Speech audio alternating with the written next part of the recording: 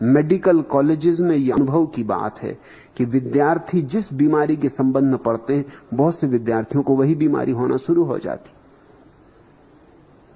जब वो पेट दर्द के संबंध में पढ़ेंगे और उनको मरीजों के पेट दर्द दिखाए जाएंगे और उनसे पेट की जांच करवाई जाएगी, अनेक विद्यार्थियों के पेट गड़बड़ हो जाएंगे। वो कल्पित करने लगते कि अरे कहीं वैसा ही दर्द मुझे तो नहीं हो रहा है।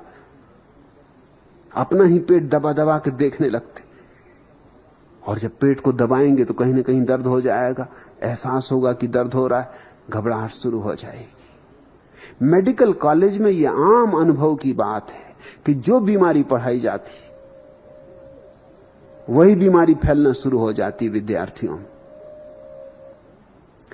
सूफियों में एक कहानी है। जुन्नैद नाम का फकीर, जुन्नैद प्रसिद्ध फकीर मंसूर का गुरु था।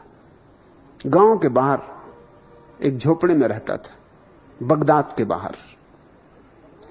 कहानी बड़ी प्यारी है, कहानी ही है, ऐतिहासिक तो हो नहीं सकती मगर बड़ी मनोवैज्ञानिक है। एक दिन उसने देखा कि काली छाया बड़ी तेजी से बगदाद में जा रही। दरवाजे के बाहर ही उसका झोपड़ा था नगर के। उसने कहा, रुक, कौन है तू? तो उस काली छाया ने कहा, मैं मौत हूं, और क्षमा करे, बगदाद में मुझे 500 व्यक्ति मारने। फकीर ने कहा, जो उसकी मर्जी। मौत अंदर चली गई। 15 दिन के भीतर 500 नहीं 5000 आदमी मर गए। फकीर बड़ा हैरान हुआ कि 500 कहे थे, 5000 मर चुके। जब मौत वापस लौटी 15 दिन के बाद, तो उसने कहा, रुक बेईमान, मुझसे झूठ बोलने की क्या जरूरत थी? कहा 500 मार डाले 5000। उसने कहा, क्षमा करें, मैंने 500 ही मारे, बाकी 4500 अपने आप मर गए। मैंने नहीं मारे, वो तो दूसरों को मरते देख के मर गए। जब महामारी फैलती है तो सभी लोग महामारी से नहीं मरते, कुछ तो देख के ही मर जाते हैं। इतने लोग मर रहे हैं, मैं कैसे बच सकता हूं? इतने लोग बीमार पड़ रहे हैं, मैं कैसे बच सकता हूं?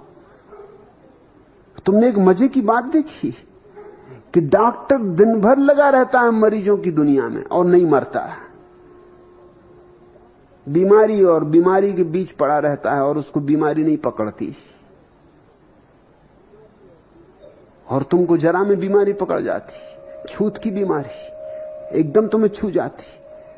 और डॉक्टर दिन भर न मालूम किस किस तरह के मरीजों का पेट दबा रहा है, हाथ देख रहा है, नब्ज पकड़ रहा है, इंजेक्शन लगा रहा है,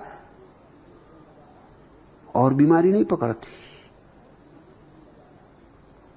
और तुम्हें बीमारी पकड़ जाती। तुम्हारा भाव बस तुम्हें पकड़ा देता। ये देख के भी तुम्हें ख्याल में आता होगा कि डॉक्टरों में तुम एक तरह की सख्ती पाओगे।